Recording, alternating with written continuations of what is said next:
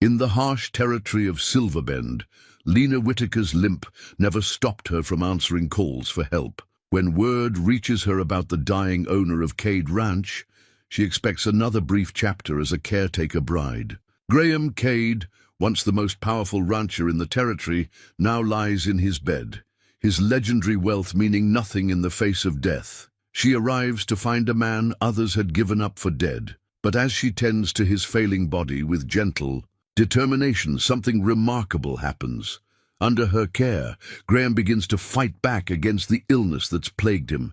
Day by day, his strength returns, and with it, a connection neither of them expected.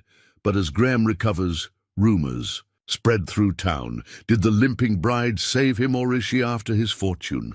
Before we jump back in, tell us where you're tuning in from. And if this story touches you, make sure you're subscribed, because tomorrow I've saved something extra special for you. The leather-bound medical journal lay open on Lena's worn oak table, its pages filled with careful notes spanning 7 years of tending to the dying. Her fingertips traced over the latest entry, recipes for willowbark tea, measurements for feverfew tinctures, and detailed observations of symptoms she'd learned to recognize. Each page held memories of men she'd helped ease into their final rest, their names written in her steady hand: Thomas Wheeler, age 78, consumption; Marcus Fleming, age 82, heart failure; Samuel Reed, age 85, pneumonia. She packed the journal carefully into her carpet bag, along with her collection of dried herbs and bandages. The telegram that had arrived that morning lay beside her other. Supplies, its message brief but urgent: seeking bride for Graham Cade, terminal condition, compensation generous, immediate response required. The mirror caught her reflection as she moved about her small room, a woman of 32 with careful movements that spoke of her lifelong companion. The twisted leg that had earned her as many pitying glances as it had grateful ones. The accident that broke her leg at 12 had shaped her path, teaching her early that some kinds of healing went deeper than bone. Another dying rancher, Martha, her landlady, had said when Lena shared the news. Though this one's got more land than most, Cade Ranch stretches clear to the horizon, they say. She'd hesitated, then added more gently, "You don't have to keep doing this, Lena. There are other ways to make a living."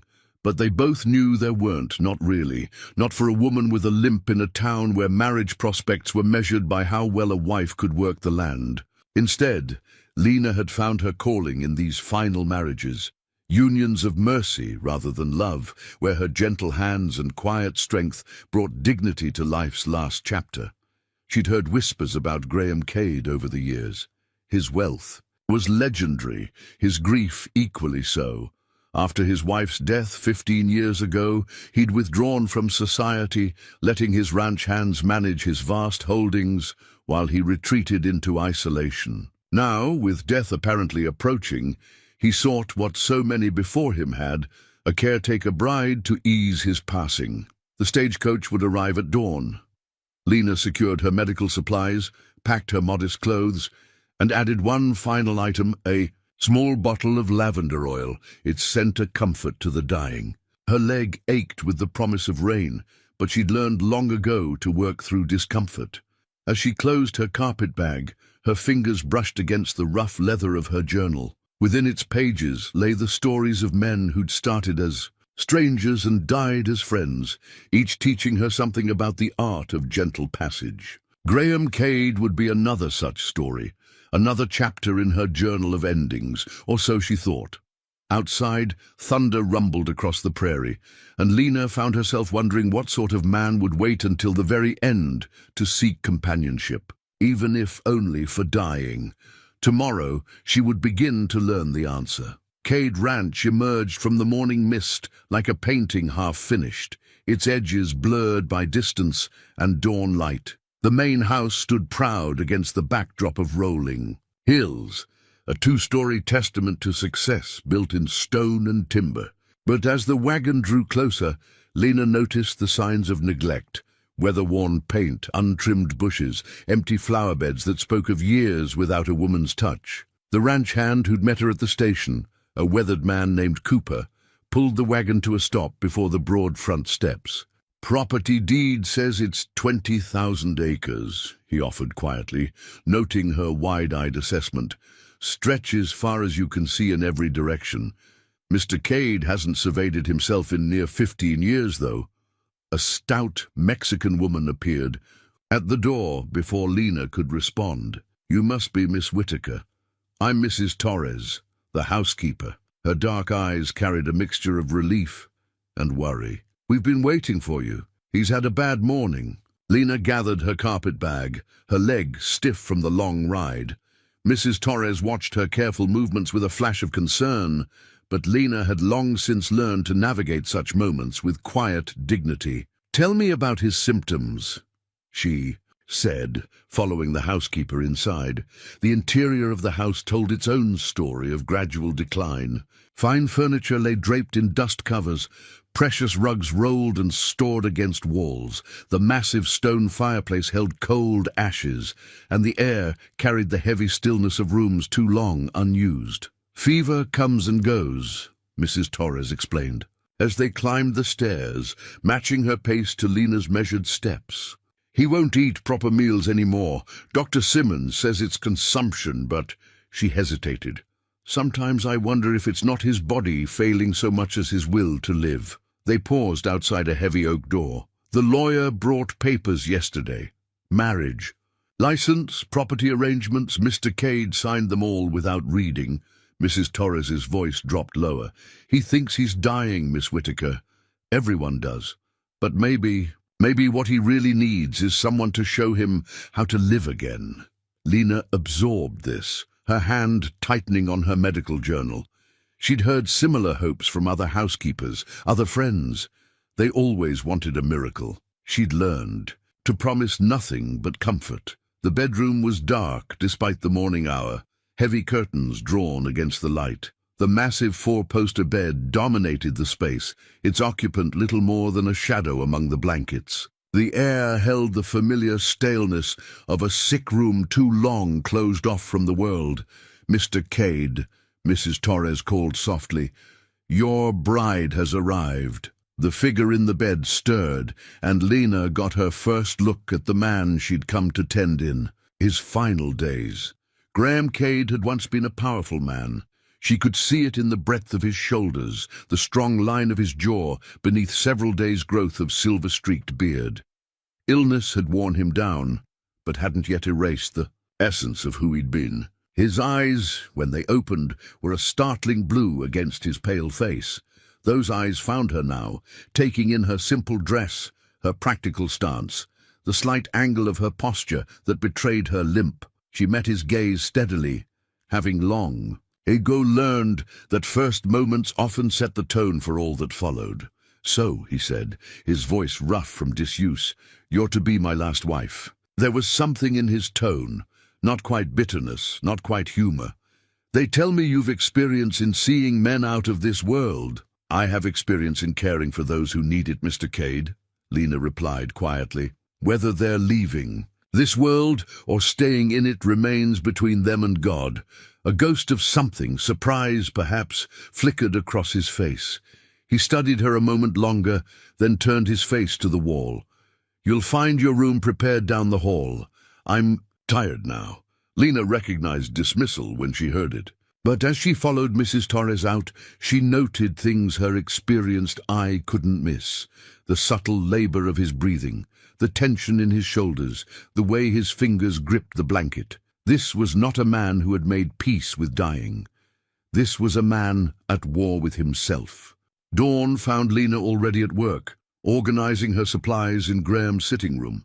Her attention kept returning to the gold wedding band he wore, a smooth, heavy piece that spoke of wealth and permanence. It caught the morning light as he slept, a constant reminder of the woman who'd worn its mate.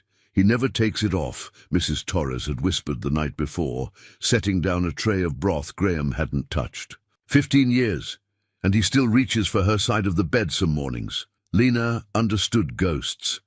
They lived in the spaces between heartbeats, in the silence after someone spoke, in the empty chairs at empty tables. But she'd learned that the living needed more attention than the dead. She opened the heavy curtains, letting sunlight stream across the floor for the first time in what must have been months. Graham stirred, his face tightening with annoyance. "Close them," he ordered, voice rough with sleep and irritation. "No," Lena replied simply, measuring herbs for her morning tea blend. "Your body needs sunlight to heal, Mr. Cade, as does your spirit." He turned to stare at her, clearly unused to defiance. "I hired you to ease my dying, not to lecture me on healing." "You hired me as your wife," she corrected, stirring honey into the tea. "And I didn't take those vows lightly, even if you did." She limped to his bedside, cup in hand. "Now, you can fight me and waste what strength you have, or you can drink this tea and begin to feel better. The choice is yours." Something flickered in his eyes, anger perhaps or surprise, but when she held out the cup, he took it. His hands shook slightly, and without comment, she steadied them with her own until he could manage. The next few days fell into a rhythm. Lena arrived at dawn, bringing tea and quiet determination. Graham resisted, but with less vigor each day. She read to him from the newspaper, keeping him connected to the world he'd abandoned. When he turned away, she read anyway, her voice steady and clear. "Why do you persist?" he asked on the fourth morning, watching her grind herbs with methodical precision. "I'm dying. Everyone knows it." Lena continued her work, not looking up. "My father used to say that everyone's dying, Mr. Cade. The real question is what we do while we're living." She paused, testing the texture of her herbs. "And, with respect, sir, I've seen death up close many times. It doesn't usually fight back the way you do," he snorted, but she caught the flash of interest in his expression. "Is that what you think I'm doing?" "Fighting, I think," she said carefully, measuring out her mixture, "that a man doesn't build an empire this size by giving up easily. And I think that somewhere under all this surrender, that man still exists." Graham's fingers worried at his wedding ring, a habit she'd noticed emerged when he was troubled. "Catherine, my wife, she loved this ranch, saw beauty in everything, even the hard years." His voice roughened. "After she died, none of it seemed to matter anymore." Lena set down her mortar and pestle, giving him her full attention. It was the first time he'd spoken of his wife voluntarily. "Tell me about her," she said softly. He did, haltingly at first, then with growing animation. Catherine's love of roses, her habit of singing while she worked, her dreams for the ranch. With each word, color seemed to seep back into his face, as if remembering life helped him grasp at it. When he finally fell silent, exhausted but somehow more present than she'd yet seen him, Lena stood carefully, gathering her supplies. "Tomorrow," she said, "if you're willing, we might try sitting in the chair by the window. The rose garden could use some attention, and you can tell me where Catherine's favorites grew." He started to refuse. She saw the automatic rejection form on his lips. But then he looked at his wedding ring, then at her, seeing perhaps for the first time not just a caretaker, but someone who understood that healing wasn't always about medicine. "Perhaps," he said finally, "if the weather's fair." It wasn't much, but Lena recognized it for what it was. The first crack in the walls he'd built around himself. As she made her way down the hall to her room, her leg aching from the long day, she found herself hoping, against all professional judgment, that Graham Cade might prove her most stubborn patient yet, because stubborn men, in her experience, were the ones who lived. The old photograph album lay heavy in Lena's lap, its leather binding cracked with age. She'd discovered it while airing out the library, a task Graham had dismissed as pointless until she'd reminded him that books, like people, needed fresh air to survive. "That was our first cattle drive," Graham said, his voice stronger than it had been in days. He sat in the armchair by the window, afternoon light catching the silver in his hair. 2 weeks of proper meals, and Lena's herbal treatments had begun to fill out his gaunt features. Catherine insisted on riding with us, refused to stay behind. The photograph showed a younger Graham, standing proud beside a striking woman with laughing eyes. Behind them stretched an endless sea of cattle, They looked invincible, untouchable by time or tragedy.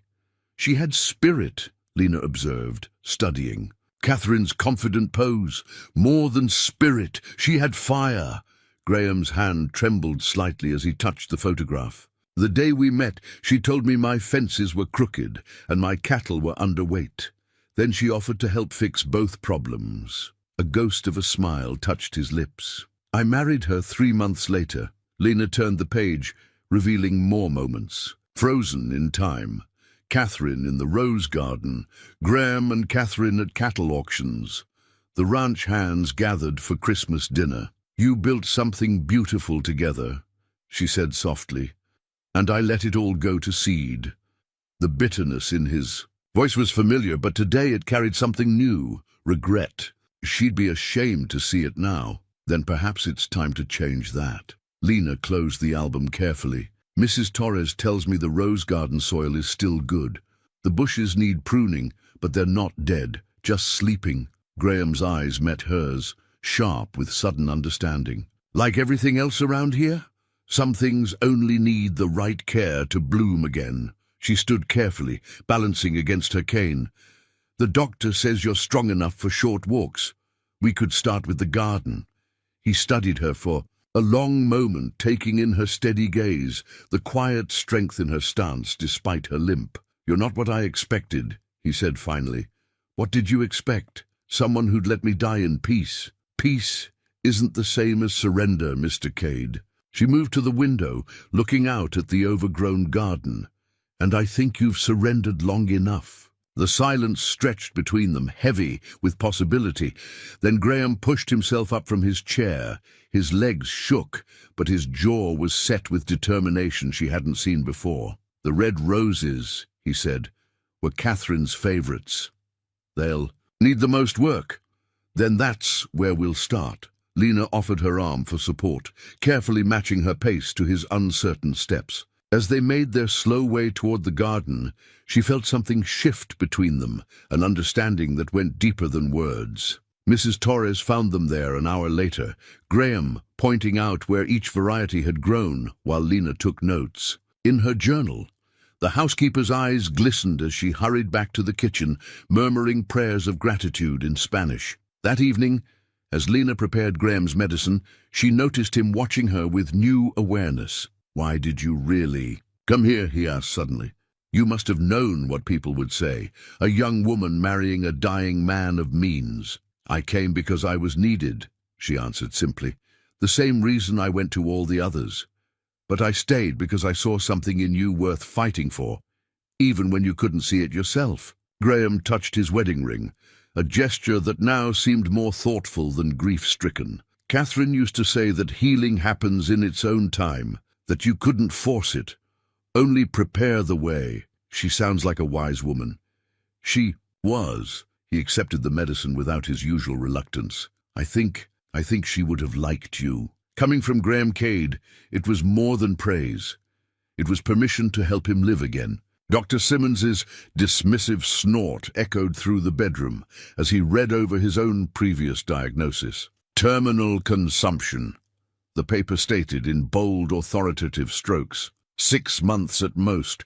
Palliative care only recommended. He glanced at Graham, now sitting upright in his chair, then back at Lena with barely concealed skepticism. Whatever folk remedies you're using, Mrs. Cade, they're only prolonging the inevitable. False hope is a cruel thing to offer a dying man. Lena stood, her ground, her hand steady on her cane. With respect, Doctor, I see a man who's eaten 3 full meals today, whose fever has broken, and whose breathing has improved significantly. Those aren't signs of imminent death. They're temporary improvements at best. The doctor tucked his papers into his bag with sharp movements. I've seen it before, a rally before the final decline. Mr. Cade needs to put his affairs in order, not waste time with gardens and walks. Graham's voice cut through the tension, stronger than it had been in weeks. I believe I'm still capable of deciding how to spend what time I have left, Simmons. The doctor's face reddened. You're not thinking clearly, Graham. This woman, he gestured dismissively at Lena, she's got you believing in miracles. But science doesn't lie. The damage to your lungs can heal with proper care, Lena interrupted quietly. The body has remarkable powers of recovery when given the right support. My father proved that after his mining accident, when doctors like you told him he'd never walk again. A mining accident is hardly comparable to consumption. No, she agreed, moving to stand beside Graham's chair. But the will to live is the same in both cases, and I've yet to see any medical text that measures that. Graham's hand found hers, surprising them both with its strength. I think we're done here, Doctor. Send your bill to Cooper. After Simmons stormed out, Graham turned to Lena with a hint of his old humor. You enjoyed that. I enjoyed defending the truth, she corrected, but smiled slightly, though I won't deny some satisfaction in his expression when he saw you sitting up. He's not the only one who'll doubt, Graham warned. Word of my recovery will spread. Questions will be asked. Let them ask. Lena began preparing his afternoon. Tea with practiced movements. I've faced doubt before. It doesn't change what's real. Graham watched her work, his eyes thoughtful. Like the way people doubt you because of your leg? Her hand stilled briefly. Yes, though that taught me something valuable, that other people's limitations don't have to become our own. Is that what you think I've done? Accepted others' limitations? I think, she said carefully, that sometimes it's easier to believe we're dying than to face the challenge of living. She brought him the tea, their fingers brushing as he took the cup. But you're stronger than you know, Mr. Cade. Graham, he said suddenly, after all this, you might as well use my name. The moment hung between them, weighted with meaning. It was more than permission to use his given name. It was an acknowledgement of something shifting between them, something neither was quite ready to name. Later that evening, as Lena wrote in her medical journal, she added a note that had nothing to do with symptoms or treatments. Sometimes the greatest medicine is simply believing in someone until they remember how to believe in themselves. Outside her window she could see the first rosebud beginning to form in the garden they'd started clearing together. Like Graham's recovery, it was small but undeniable, a testament to the persistence of life over death, of hope over surrender. Let the doctors doubt. She knew what she saw in Graham's eyes now, not the dim acceptance of a dying man, but the growing fire of someone remembering how to live. The morning brought rain, and with it the familiar deep ache in Lena's leg that she'd learned to hide behind practice smiles. Her cane slipped on the wet porch steps as she arrived, and only a quick grab at the railing prevented a fall. The pain flared sharp and insistent, but she straightened, took a breath, and pushed forward, as she always had. Graham was already awake, watching the rain from his chair by the window. A month of proper care had transformed him. His face had filled out, his eyes were clear and alert, and his breathing came easier. He turned at her entrance, then frowned. You're hurting. It's nothing, she said, moving to prepare his morning. Tea. Just the weather. Stop. His voice was gentle but firm. Sit down, Lena. She hesitated, unused to being the one cared for.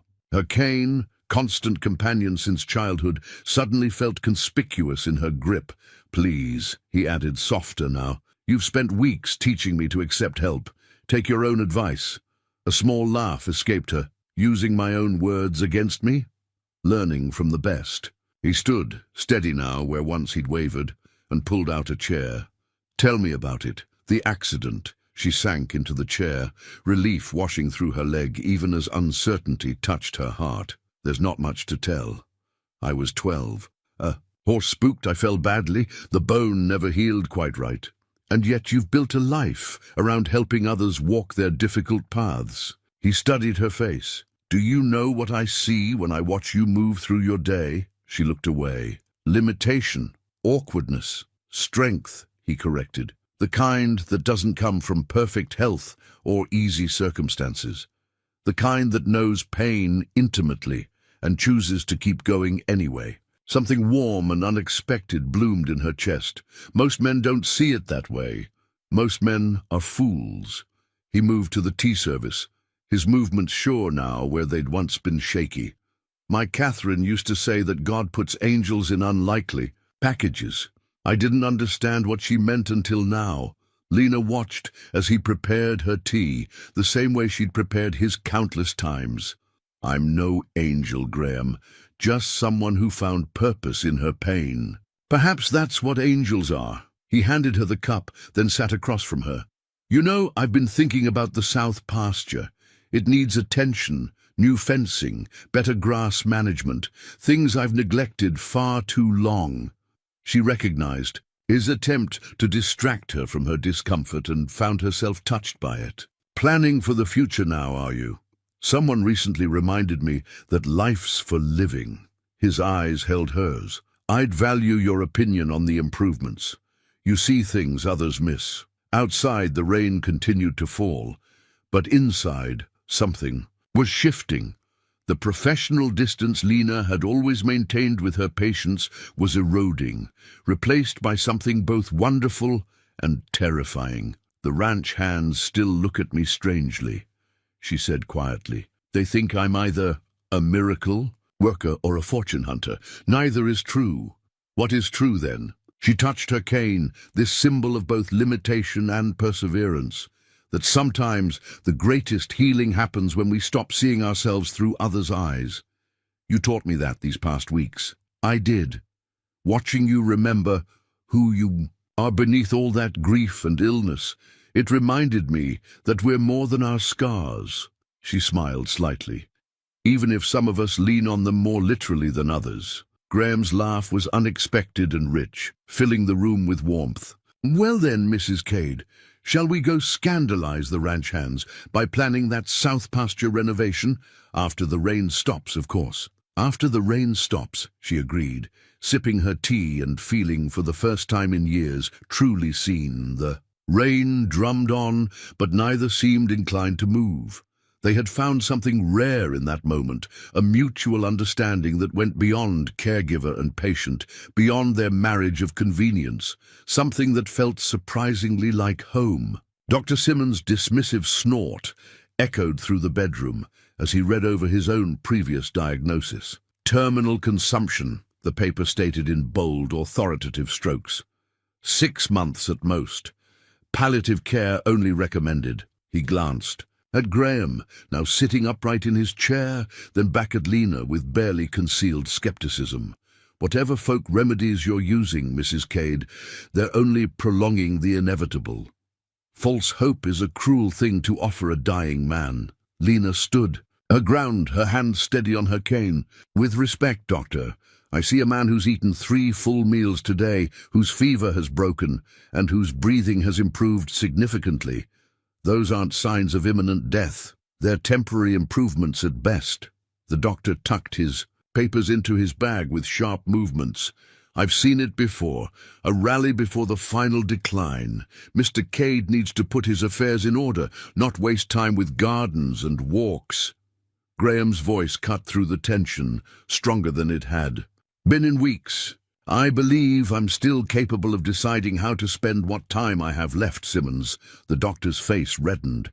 You're not thinking clearly, Graham. This woman, he gestured dismissively at Lena, she's got you believing in miracles. But science doesn't lie. The damage to your lungs can heal with proper care, Lena interrupted quietly. The body has remarkable powers of recovery when given the right support. My father proved that after his mining accident, when doctors like you told him he'd never walk again. A mining accident is hardly comparable to consumption. No, she agreed, moving to stand beside Graham's chair. But the will to live is the same in both cases, and I've yet to see any medical text that measures that.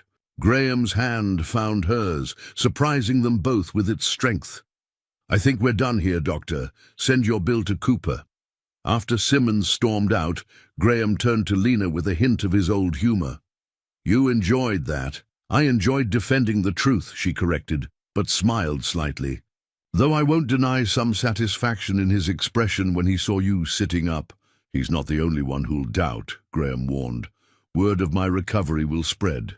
Questions will be asked. Let them ask. Lena began preparing his afternoon. Tea with practiced movements. I've faced doubt before. It doesn't change what's real. Graham watched her work, his eyes thoughtful, like the way people doubt you because of your leg. Her hands stilled briefly.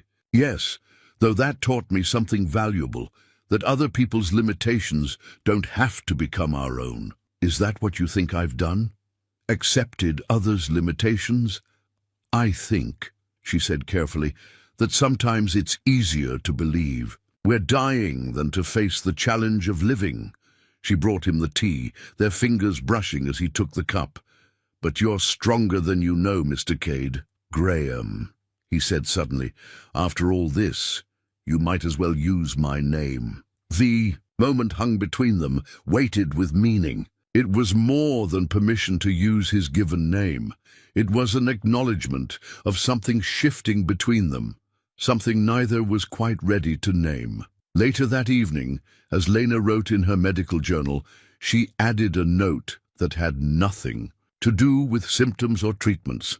Sometimes the greatest medicine is simply believing in someone until they remember how to believe in themselves. Outside her window, she could see the first rosebud beginning to form in the garden they'd started clearing together.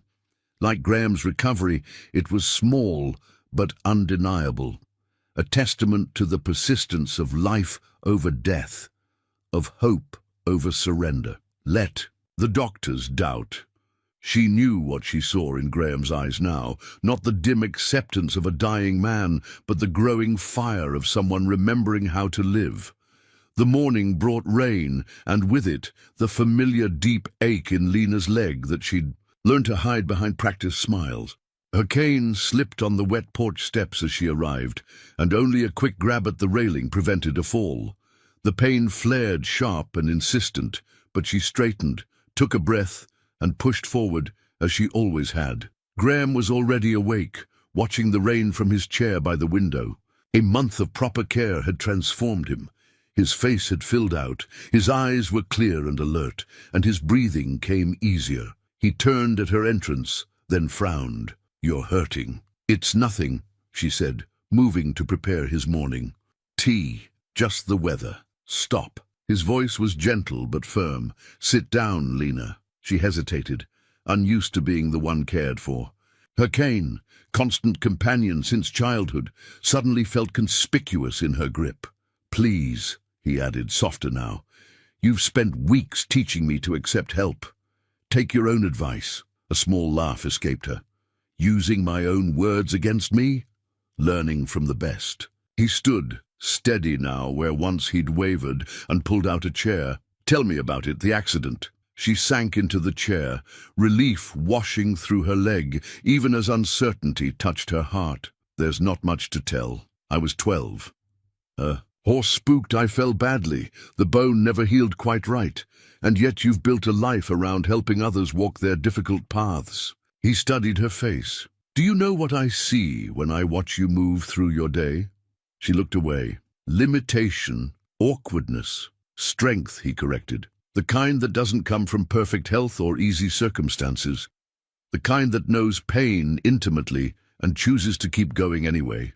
Something warm and unexpected bloomed in her chest. Most men don't see it that way. Most men are fools.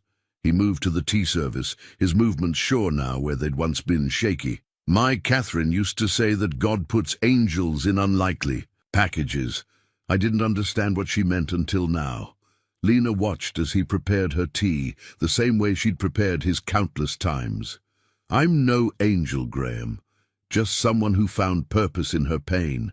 Perhaps that's what angels are." He handed her the cup, then sat across from her. "You know, I've been thinking about the south pasture. It needs attention, new fencing, better grass management. Things I've neglected far too long." She recognized his attempt to distract her from her discomfort and found herself touched by it. "Planning for the future now, are you? Someone recently reminded me that life's for living." His eyes held hers. "I'd value your opinion on the improvements. You see things others miss." Outside, the rain continued to fall, but inside, something was shifting. The professional distance Lena had always maintained with her patients was eroding, replaced by something both wonderful and terrifying. "The ranch hands still look at me strangely," she said quietly. "They think I'm either a miracle worker or a fortune hunter. Neither is true. What is true then?" She touched her cane, this symbol of both limitation and perseverance, that sometimes the greatest healing happens when we stop seeing ourselves through others' eyes. "You taught me that these past weeks." "I did? Watching you remember who you are beneath all that grief and illness. It reminded me that we're more than our scars." She smiled slightly. "Even if some of us lean on them more literally than others." Graham's laugh was unexpected and rich, filling the room with warmth. "Well then, Mrs. Cade, shall we go scandalize the ranch hands by planning that south pasture renovation? After the rain stops, of course." "After the rain stops," she agreed, sipping her tea and feeling for the first time in years truly seen. The rain drummed on, but neither seemed inclined to move. They had found something rare in that moment, a mutual understanding that went beyond caregiver and patient, beyond their marriage of convenience. Something that felt surprisingly like home. In the bottom drawer of Graham's desk, beneath years of accumulated papers, lay a stack of letters he'd never sent. Written during his darkest days, they spoke of loneliness, of regret, and increasingly, of a different kind of healing than he'd expected to find. "My dearest Catherine," the most recent one read, "I thought I knew what it meant to die, but she's teaching me what it means to live again. Her hands are gentle, but her spirit is steel. When she looks at me, she sees not what I've lost, but what I might become. I find myself wanting to be the man she believes I am. Is this betrayal? Or is it the gift you always said would come when I finally opened my heart again?" Graham closed the drawer quickly as Lena entered the study, her face flushed with triumph. "Bradley's clerk was more than helpful," she said, laying out several papers, "especially when I mentioned how concerned I was about certain discrepancies in the accounts." "You're remarkable," he said softly, watching her organize the evidence. "Of Bradley's theft." She glanced up, caught something in his expression that made her pause. "Graham, I've been thinking about what you said yesterday, about choosing this, choosing me, before you knew about any of this." He gestured to the papers between them. "Why did you stay? After I started recovering, you could have left. Found someone who actually needed your care." Lena sat carefully in the chair across from him, her fingers absently tracing the pattern on her cane. "Do you remember the day you first walked to the rose garden?" He nodded. "You were weak, angry at needing support. But when you saw those withered bushes, something changed. You didn't see what they were, but what they could be again. You started planning their revival before you'd even caught your breath." She smiled slightly. "That's when I knew." "Knew what?" "That you were someone worth choosing, not because you were dying or wealthy or needed me, but because even in your darkest moment you could still see the possibility of beauty." Graham's hand moved across the desk, covering hers. "I see it now more clearly than ever." The moment hung between them, full of unspoken words. Then Lena turned her hand in his, their fingers intertwining. "When I first came here," she said quietly, "I thought I was strong because I could face death without flinching. But you've taught me that real strength is daring to embrace life, even when it terrifies you." "Does it terrify you?" "Less each day." She met his eyes. "Especially when you look at me like that." "Like what?" "Like my limp is invisible, like I'm beautiful?" He stood, moving around the desk without releasing her hand. "You are, not despite your scars, but because of them. They're part of what makes you the woman who saved me." "You saved yourself," she corrected gently. "I just reminded you how." Graham reached out with his free hand, touching her cheek with a reverence that made her breath catch. "No, you did so much more than that. You showed me that grief doesn't have to be a life sentence, that healing isn't just about the body." His voice roughened. "That love can come again, even when you think your heart is too scarred to feel it." The word hung in the air between them, love, finally spoken after weeks of growing closer. Lena felt tears threatening and blinked them back. "I never meant to fall in love with you," she whispered. "I came here to be your caretaker, your friend, at most, and instead you became my miracle." She reached up, covering his hand on her cheek with her own. "Not because you survived, but because you taught me that broken things can become beautiful again." He drew her up gently, mindful of her leg, until they stood face to face. Outside, the sun broke through clouds, casting golden light across them both. In that moment, they were no longer caretaker and patient, no longer defined by their wounds or their pasts. They were simply two people who had found healing in each other's broken places. "Bradley and his conspirators won't know what hit them," Graham said softly, his forehead resting against hers. "They thought they were dealing with a dying man and his convenient bride." Lena smiled. "Instead, they're facing a partnership." "More than that," he murmured.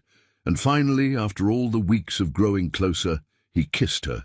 The threatening letters arrived with the morning mail, their messages blunt and ugly. "Leave now, while you can still walk away," read one. "Some brides don't live long enough to inherit," warned another. Graham's hands shook with rage as he read them, but Lena noticed something else. No trace of the cough that would have consumed him weeks ago. "They're desperate," she said, sorting through the pile. "Bradley must have realized his clerk talked to me. This ends now." Graham's voice carried the steel of the rancher he'd once been. "I won't have them threatening you." "What they don't understand," Lena replied, moving to stand beside him at his desk, "is that I've faced worse than paper threats. The same town gossips writing these letters once told my father no one would ever marry his crippled daughter." Graham's arm slipped around her waist, pulling her close. "Fools." "Yes, well, those fools taught me something valuable." She leaned into him, drawing and giving strength. "They taught me that other people's fear of difference, of weakness, reveals more about them than it does about us." A knock at the study door interrupted them. Cooper entered, his weathered face grave. "Mr. Cade, there's trouble. Bradley and Dr. Simmons are in town talking to Judge Harrison. They're—" He hesitated, glancing at Lena. "Speak freely, Cooper." "Mrs. Cade. And I have no secrets." "They're saying she's been poisoning you, sir. Small doses to keep you dependent. They're calling her treatments witch's brews and claiming she's manipulating you to take control of the ranch." Instead of the fear they expected, Lena laughed. Softly. "Of course. They can't face the truth, that a man they wrote off as dying could recover, that a woman they see as broken could be the one to help him." Graham pressed a kiss to her temple, then turned to Cooper. "Get word to our lawyer and send someone to watch Bradley's office. I want to know everyone he meets with." "Already done, sir. The ranch hands, we've been keeping eyes on things. After all you and Mrs. Cade have done." Cooper straightened. "We're with you, all of us." After he left, Graham pulled Lena closer. "I should have known they wouldn't give up easily. The ranch, the lands they've stolen, it's worth a fortune." "They don't know what true fortune is," Lena said quietly. "They see only money and power. They don't understand that real wealth lies in healing, in finding purpose again." She touched his face. "In love. When did you get so wise?" "Around the same time you started believing in miracles again." His expression softened as he looked at her, this woman who'd walked into his life expecting to ease his death and instead had helped him embrace life again. "I've been thinking about Catherine's roses." "Oh?" "She always said a garden needs both thorns and blooms. The thorns protect, while the blooms remind us why we fight." He picked up one of the threatening letters. "These people, they're just thorns. But you showed me the blooms again." Lena's eyes glistened. "And you showed me that a limp doesn't make you weak, any more than grief makes you worthless." Outside, they could hear the ranch hands going about their day, their voices carrying a new energy that had been missing in the years of Graham's illness. The ranch itself seemed to be awakening, shaking off its long dormancy. "Bradley and his cohorts," Graham said thoughtfully, "they've only ever torn things down, stolen what others built. But you and I, we know how to rebuild, Lena finished. How to take broken things and make them whole again. He gathered the threatening letters and dropped them in the fireplace, watching them curl and blacken. Let them come then, let them bring their accusations and their lies. He turned to her, his eyes bright with purpose. We'll show them what real strength looks like. Lena gripped her cane, standing tall beside him. Together. The word hung in the air like a promise, like a challenge to all who would stand against. Them. They had both known darkness, him in his grief, her in her injury. But standing there, facing the gathering storm, they were no longer defined by their wounds. They were defined by their healing, by their love, by their shared understanding that the greatest victories often come from the deepest battles, and they were ready to fight. The sworn testimony sat on Judge Harrison's desk, Cooper's honest handwriting laying out the truth of Graham's transformation. I've worked Cade Ranch for 15 years, it read. I watched Mr. Cade waste away after Mrs. Catherine died, and I've watched him come back to life under Mrs. Lena's care. There's no witchcraft here, just the kind of healing that comes from someone finally caring enough to fight for him. The judge's chambers were crowded that morning. Bradley and Dr. Simmons stood with their lawyer, their faces dark with barely contained fury. Graham sat straight-backed in his chair, every inch the powerful rancher he'd once been, while Lena kept her hand steady on her cane beside him. These accusations are absurd, Bradley's lawyer declared, waving a stack of papers. Mr. Cade was diagnosed with terminal consumption, his miraculous recovery under this. This woman's influence is highly suspicious. Suspicious? Graham's voice cut through the room like a blade. The only suspicious activity here is how parcels of my land have been mysteriously selling while I was ill. Land deals I never signed. Before Bradley's face reddened. You were dying. Someone had to manage. I wasn't dying. Graham stood, his strength evident in every movement. I was grieving. There's a difference. One that vultures like you took advantage of. Dr. Simmons stepped forward. Your condition was terminal. I stake my professional reputation. Your reputation? Lena spoke for the first time, her voice quiet but carrying. The same reputation that led you to declare 3 of my previous patients terminal, all of whom lived years after your pronouncement. She turned to the judge. I have documentation of each case, Your Honor, along with records of certain payments made to the doctor's account by Mr. Bradley's bank. The color drained from Simmons's face. Judge Harrison leaned forward, suddenly alert. Payments? Regular ones, Lena continued, coinciding with each diagnosis that kept Graham isolated from his business affairs.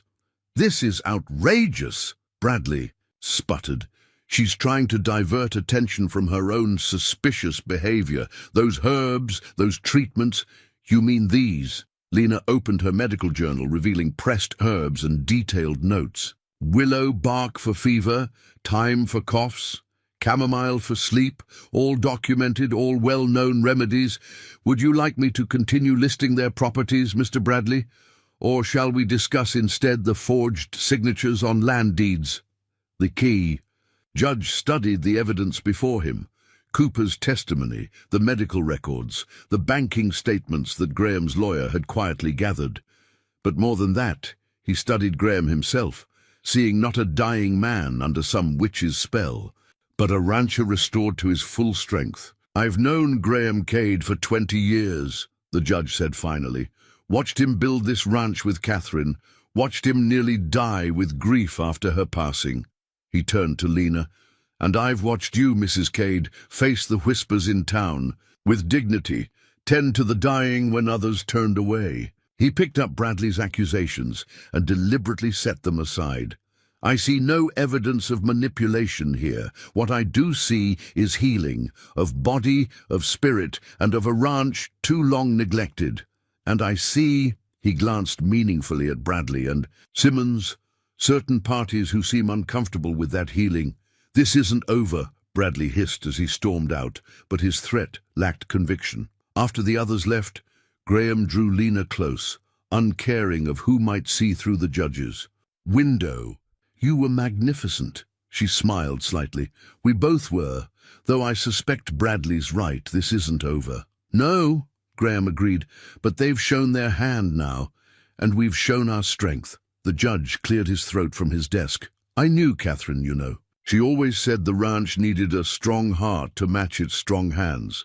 He looked at Lena thoughtfully. Seems she was right. Later, as they rode back to the ranch, Graham reached across to take Lena's hand. I've been thinking about the south pasture again. Oh, it needs a proper garden, bigger than the rose beds, something that could grow healing herbs. His eyes met hers. Something that could help others the way you helped me. Lena's heart swelled with love for this man, who understood that healing wasn't just about their own story anymore. It was about creating something lasting, something that could help others find their way back to life.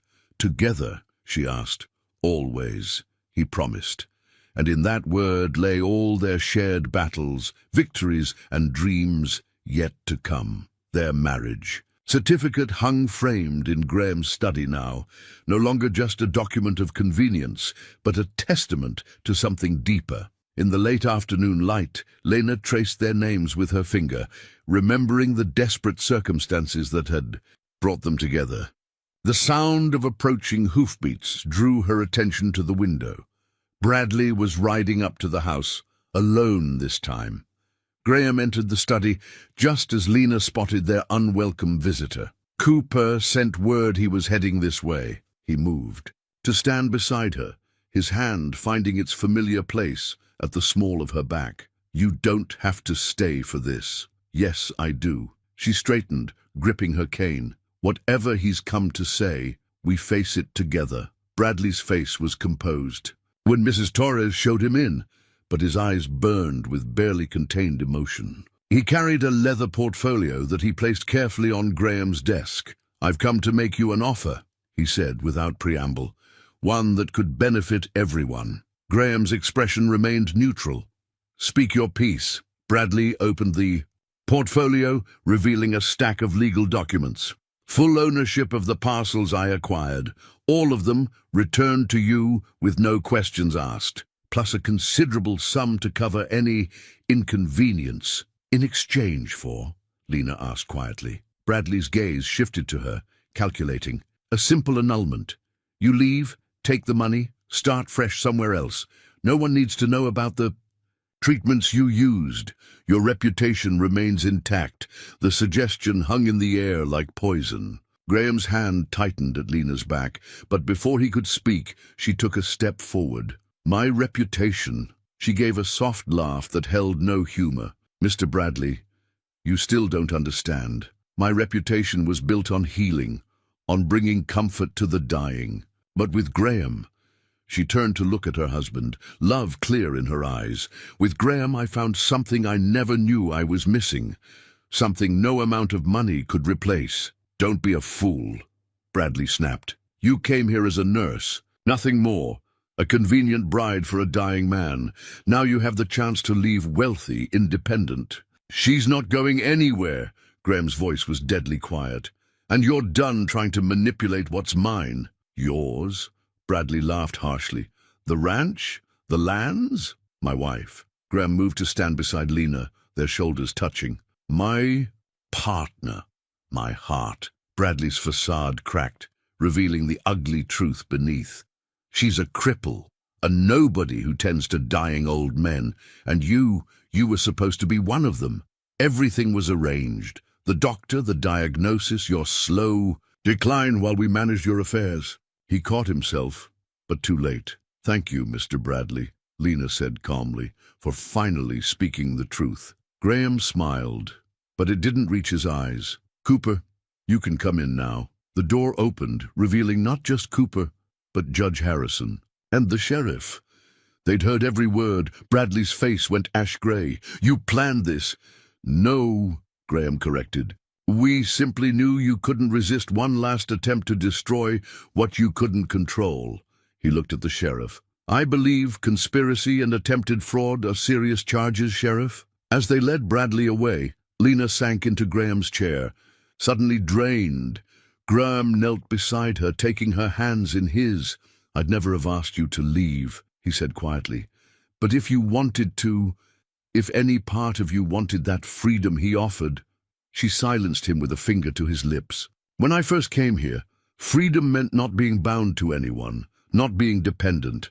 She cupped his cheek. "You taught me that real freedom is choosing to bind yourself to someone who sees all of you, scars, limps and all, and loves you, not in spite of them, but because of them. You gave me back my life," he whispered. "No," she smiled, tears gleaming in her eyes. "You gave me a life I never dared dream of, one where my differences aren't weaknesses to be pitied, but strengths to be celebrated." Graham drew her to her feet and into his arms. Outside they could hear the sheriff's wagon pulling away, taking with it the last threat to their happiness. But in that moment, they were focused only on each other. "The garden you wanted to plant," Lena said softly. "The one for healing herbs." "What about it? I think it's time we started planning it, not just for the ranch, but for others who need hope, who need to see that broken things can become beautiful." Graham kissed her then, tender and fierce at once. When they parted, he pressed his forehead to hers. "I love you," he said simply, "not as my nurse, not as my convenient bride, but as the woman who taught me that the deepest healing comes from loving someone exactly as they are." In that moment, their marriage certificate seemed to glow in the fading light, no longer a mere document, but a testament to the power of choosing. Love over fear, healing over bitterness, and each other over everything else. The legal documents spread across the conference table at the bank told a damning story. Land deeds with forged signatures, backdated contracts, and carefully concealed money transfers, all leading back to a network larger than they'd imagined. Dr. Simmons sat ashen-faced at one end of the table, his lawyer whispering urgently in his ear. The bank president, Charles Morton, maintained his dignity despite the evidence before him, but his hands trembled slightly as he reached for his water glass. 15 years of theft," Graham said quietly, his voice carrying in the tense room, "parcel by parcel, while I was lost in grief. Then a convenient diagnosis to keep me bedridden while you stripped away everything Catherine and I built." "You were ill," Morton protested weakly. "The arrangements were necessary to maintain your profits," Lena interrupted, her hand steady on her cane as she stood beside Graham. "Did you think no one would notice? That grief and illness would blind him forever?" Simmons broke first, as they'd expected. "Morton orchestrated everything. The land deals, the false diagnosis. He said it was mercy, letting a grieving man fade away while protecting the ranch's assets." "Protecting?" Graham's laugh held no humor. "You mean dividing them among yourselves?" Morton's facade finally cracked. "You were nothing but a shell after Catherine died. We did what was necessary to keep the ranch from dying with you. Then this woman," he gestured contemptuously at Lena, "ruined everything with her folk remedies and false hope." "False hope?" Lena stepped forward, her quiet strength filling the room. "Look at him, Mr. Morton. Look at what your mercy nearly destroyed. A man who built this ranch from nothing, who employed half the town, who created something lasting and beautiful with his wife." She smiled slightly. "My only crime was believing he could do it again." The bank president flinched from her steady gaze. The ranch hands Graham had positioned outside the bank's windows were visible now, their presence a reminder that the town's loyalty had shifted. "The ranch hands have signed statements," Graham continued, "documenting every suspicious transaction, every forged document they were asked to deliver. Cooper's kept records for years, hoping I'd wake up enough to see the truth. And now," Morton's voice was barely a whisper, "now you have a choice." Graham laid out a new set of documents. "Sign these, confessing everything and returning all. Stolen properties, and we don't press charges. You'll leave town, of course, all of you, but you'll leave with your freedom, if not your reputations. And if we refuse," Lena touched Graham's arm gently, "then we let justice take its course. The judge has seen the evidence. The sheriff is waiting outside. But ask yourself, is it worth spending years in prison just to avoid admitting that you underestimated both of us? The silence stretched taut as a wire. Then Simmons reached for a pen with trembling fingers. "She's right," he muttered. "It's over." One by one they signed. Morton last of all, his carefully maintained dignity crumbling as he realized how completely they'd lost. As the sheriff led them out, Graham gathered the documents that would restore his ranch to wholeness. "You were magnificent," he told Lena, softly. "Catherine would have loved seeing you put them in their place. I learned from the best." She smiled up at him. "A certain stubborn rancher who taught me that standing tall has nothing to do with how you walk." Outside, the afternoon. Sun gilded the town's main street. Townspeople gathered in small groups, watching as the sheriff's wagon carried away the men who'd nearly destroyed their community's largest employer. Cooper waited with their buggy, his weathered face bright with satisfaction. "Ranch hands are waiting to hear from you, sir," he said as they approached. "Figure it's time for a proper celebration." Graham helped Lena into the buggy, then turned to survey the town that had nearly buried him in grief and greed. "Yes," he said thoughtfully, "but not just for the ranch's recovery." He smiled at his wife. "For its rebirth.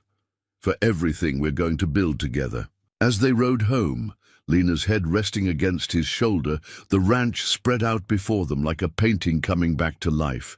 The south pasture where their healing garden would grow, the rose beds already blooming again, the fences being mended not just physically but in all the ways that mattered. "We did it," Lena whispered. Graham kissed her temples softly. "No, my love, we're just beginning." And in that moment, with the sun setting behind them and their future stretching out ahead, they both knew it was true. Every ending was just a new beginning in disguise. Every scar, every limp, every grief was just another way to learn how to heal. Not just themselves, but each other. And maybe, in time, anyone else who needed to believe in miracles again. Dr. Henderson studied the new medical records with undisguised amazement, his young face bright with curiosity. Unlike his predecessor, he approached Graham's recovery with genuine interest rather than suspicion. "Remarkable," he murmured, reviewing the progression of symptoms and treatments. "Your methods, Mrs. Cade, they're far more sophisticated than simple folk medicine." Lena sat beside Graham in the doctor's office, her medical journal open on her. "Good lap. My father taught me that healing isn't just about treating symptoms. It's about understanding the whole person, body, mind, and spirit. And love," Graham added softly, covering her hand with his. "Don't forget that part." The doctor's final report made it official. Graham Cade was fully recovered. The document would be filed with the county records, a permanent testament to what many had deemed impossible. But for Lena and Graham, it was simply confirmation of what they'd known for months. "The ranch hands are waiting," Graham said as they left the doctor's office. Indeed, a small crowd had gathered, Cooper at their head. The news spread quickly through the town square. The miracle of Cade Ranch was now a matter of medical record. "Told you she was an angel," Cooper announced proudly to anyone who would listen. "Saw it the first day she arrived." Lena blushed at the praise, but Graham just pulled her closer. "More than an angel," he corrected. "A warrior. My warrior."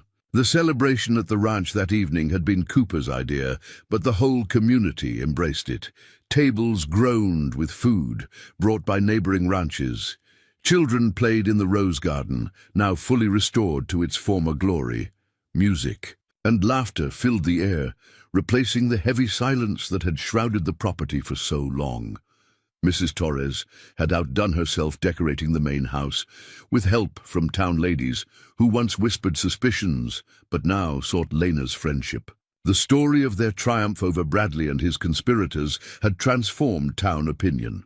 Where once they saw a suspicious arrangement between a dying man and his caretaker bride, they now saw a love story powerful enough to overcome both illness and betrayal. "Look at them all," Lena marveled, watching from the porch as families mingled, sharing food and stories. A year ago, most of them wouldn't meet my eyes in town. Graham nuzzled her hair. A year ago, I couldn't walk to this porch. Amazing what? Love can heal, isn't it? She turned in his arms, studying his face, healthy now, filled with life and purpose. Do you ever miss it? The quiet, I mean. It's quite a change having the ranch so full of life again. I missed life itself for 15 years after Catherine died. Wrapped myself in silence and called it grief. He touched her cheek tenderly. You taught me that healing doesn't mean forgetting the past. It means building a future worthy of it.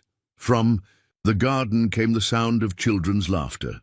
They watched as little Sarah, the blacksmith's daughter, who walked with a brace, showed other children the herb garden Lena had started. This one's for fever, they heard her explain proudly. Mrs. Cade says everyone can heal something if they learn how. Tears sparked in Lena's eyes. I never thought, when I first came here, that you'd build something bigger than both of us. Graham smiled. The healing garden is just the beginning, my love. Think of how many others need to learn what we learned, that scars don't make us weaker, that grief doesn't have to be the end of the story. As if to emphasize his point, Cooper called for attention. The crowd gathered as he raised his glass. To Mr. and Mrs. Cade, who showed us that the strongest hearts are the ones that keep beating despite their scars. And to Cade Ranch, no longer just a cattle ranch, but a place of healing for anyone. Brave enough to believe in miracles. The cheer that went up seemed to touch the very sky. Lena leaned against Graham, feeling the strong, steady beat of his heart, the heart she'd helped heal, the heart that now held hers so carefully. Thank you, he whispered. For what? For limping into my life and teaching me how to walk tall. Again, she kissed him then, uncaring of their audience. Behind them the ranch stretched out under the setting sun, its buildings and fields no longer haunted by grief, but humming with new purpose. Their home, their future, their miracle. The ranch improvement plans covered Graham's desk, detailed drawings showing the transformation they envisioned. What had once been merely a cattle operation would become something more, a place of healing and hope. The old bunkhouse would be converted into additional rooms for those seeking recovery. The South Pasture's healing garden would expand, with greenhouses for year-round herbs. Catherine's rose garden would remain the heart of it all, a testament to love's ability to bloom. Again, Dr. Henderson wants to learn your methods, Graham said, watching Lena mark measurements on the plans. Says modern medicine could learn something from your whole-person approach to healing. Modern medicine could learn something from simply listening to patients, Lena replied, but she smiled. Though I suppose having a doctor's support will help convince people this isn't just folk medicine and false hope anymore. Graham came around the desk, drawing her into his arms. You never needed anyone's validation. You knew the truth all along, that healing comes in many forms. She relaxed against him, remembering how far they'd come. The first letter arrived today, she said softly. A rancher's wife from up north. Says her husband's lost himself to grief, just like you did. Wants to know if we can help. And? I wrote back yes. She turned to face him. Are you sure about this? Opening our home, our life, to strangers seeking healing? His laugh was tender. That's exactly how I found you, remember? A stranger who brought healing when I'd given up hope. He gestured to the plans. Besides, the ranch was always meant for more than just cattle. Catherine knew it. You helped me see it again. Outside, hammers rang as workers began converting the bunkhouse. Cooper had organized the renovation himself, proud to be part of their vision.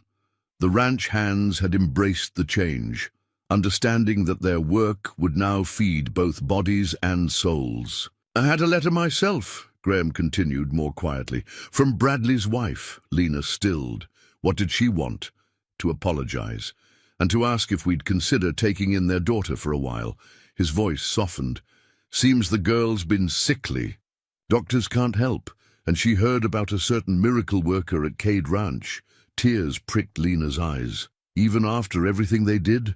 You taught me that healing is about moving forward, not holding on to past hurts. He touched her cheek. What do you think? She studied the plans before them. the rooms they'd designed for healing, the gardens meant to nurture hope. I think that's exactly why we're doing this, because everyone deserves a chance to heal, even the families of those who hurt us. Graham kissed her then, soft and sweet. Have I told you today how much I love you? Only 3 times. Her eyes sparkled. But I don't mind hearing it again. A knock at the door interrupted them. Mrs. Torres entered, her face bright with excitement. "The roses!" she exclaimed. "Come see!" They followed her to the garden, where Catherine's prized white roses had finally bloomed. But among them, something unexpected had appeared. A single red rose, its petals just opening to the sun. "In 15 years, these bushes have only ever bloomed white," Graham said wonderingly. "Catherine tried for years to grow red ones, but they never took." Lena squeezed his hand. "Maybe she's giving us her blessing for all of this."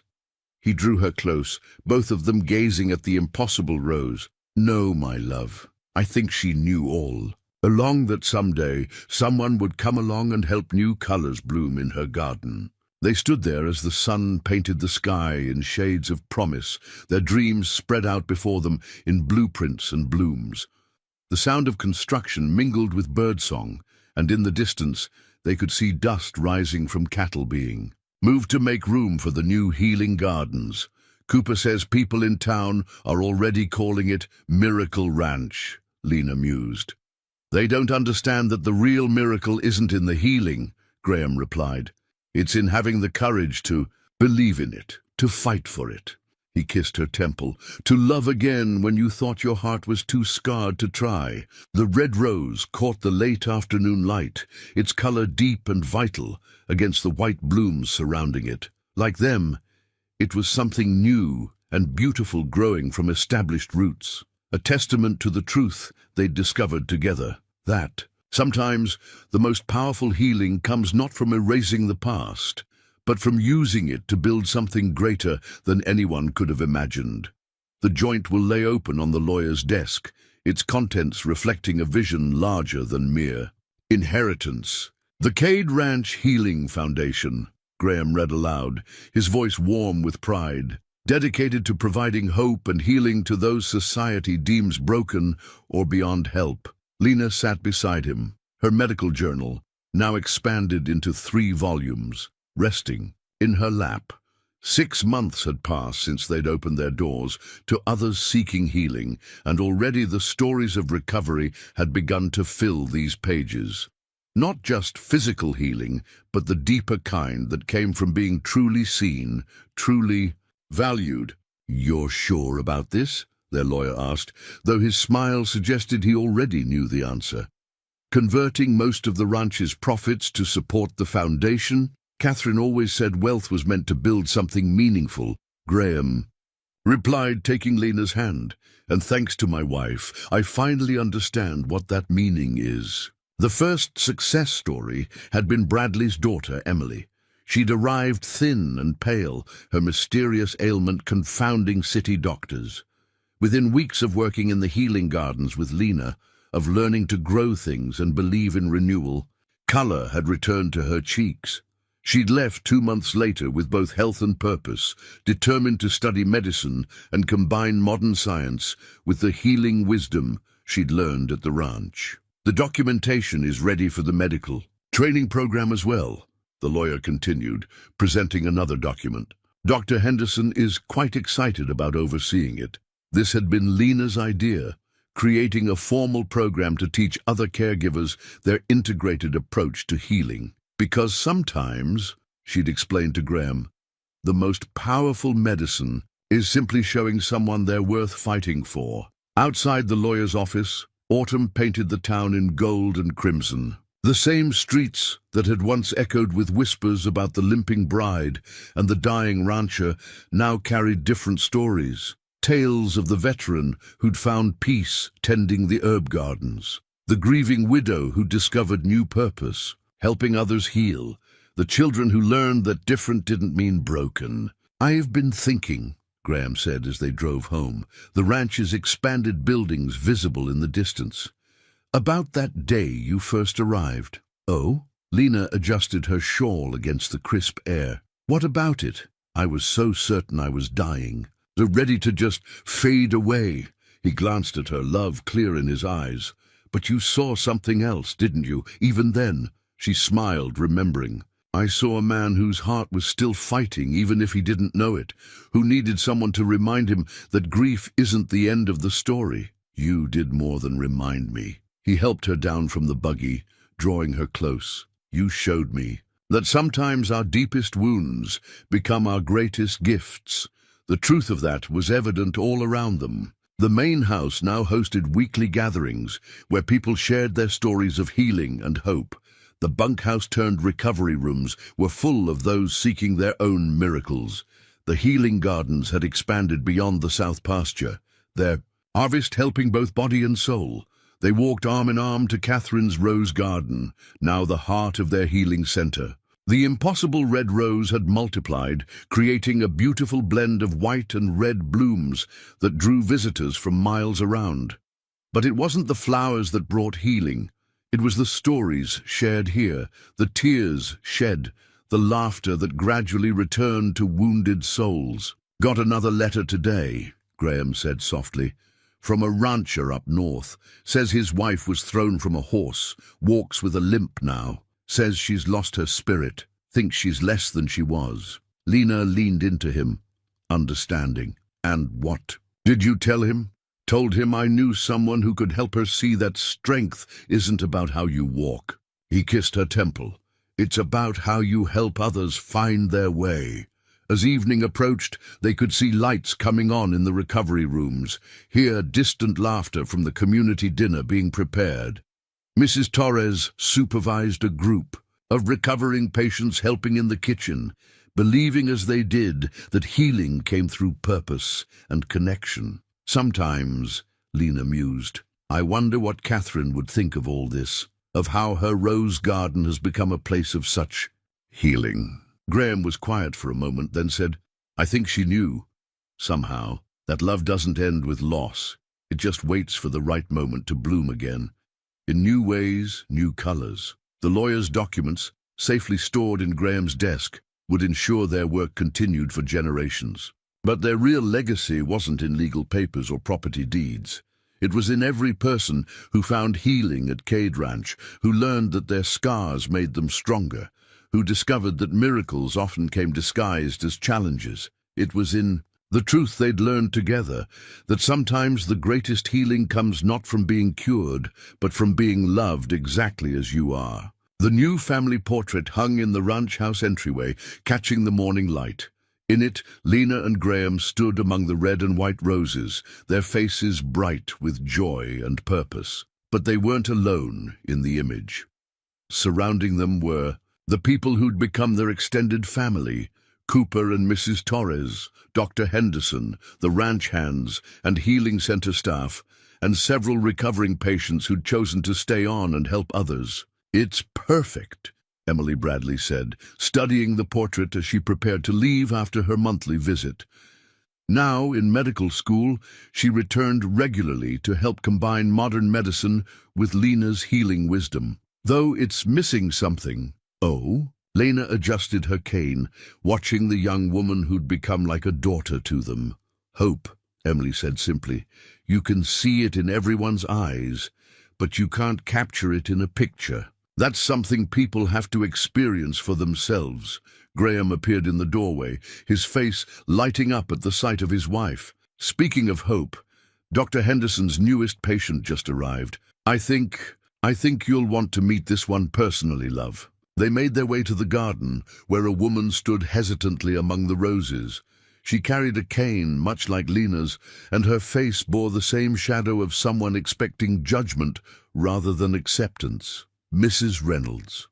Lena stepped forward. I'm Lena Cade. Welcome to our home. The woman's eyes darted between Lena's cane and her confident stance. You're the healer, but they said that I was damaged, broken. Lena smiled gently. Sometimes our greatest wounds become our greatest gifts. They teach us how to help others heal. Tears spilled down Mrs. Reynolds' cheeks. My husband says I'm not the woman he married. Since the accident, No, Lena agreed softly. You're not. You're stronger. You've learned things about survival that most people never have to face. The question is, what will you do with that? Strength? Graham watched from the porch as his wife led their newest guest toward the healing gardens, their matched limps creating a rhythm that spoke not of weakness, but of perseverance. He remembered his own journey, from a man waiting to die to one who'd found new purpose in helping others live fully. Mrs. Torres appeared at his elbow, wiping her hands on her apron. Dinner will be ready soon. The recovery rooms are full tonight. Good. Graham smiled. The more full, the more healing. Did you tell her yet? Mrs. Torres asked, her eyes twinkling. About the letter from the medical board? Tonight, he promised. The state medical board's official recognition of their healing. Center's methods would open doors for more people to find help. But more than that, it validated what Lena had always known, that true healing came from treating the whole person, not just their ailments. The evening brought their extended family together in the main house. Recovery room residents mixed with ranch hands, sharing stories and hope over Mrs. Torres' cooking. Emily sat with Dr. Henderson, deep in discussion about integrating traditional healing with her medical studies. Cooper entertained children from the families staying with them, his weathered face soft as he taught them about caring for the horses. Standing in the doorway, Graham pulled Lena close. "Do you remember," he murmured, "when you first arrived? How quiet this house was? How lost you were," she added softly. "How alone I felt. And now look at us." He gestured to the vibrant scene before them, a limping bride and a dying rancher building miracles together. Lena turned in his arms, her eyes bright with tears and joy. The real miracle was learning that love doesn't see limitations, it sees possibilities. From the garden drifted the scent of roses, white and red blooming together like hope and healing intertwined. The sound of laughter and shared stories filled the once silent halls.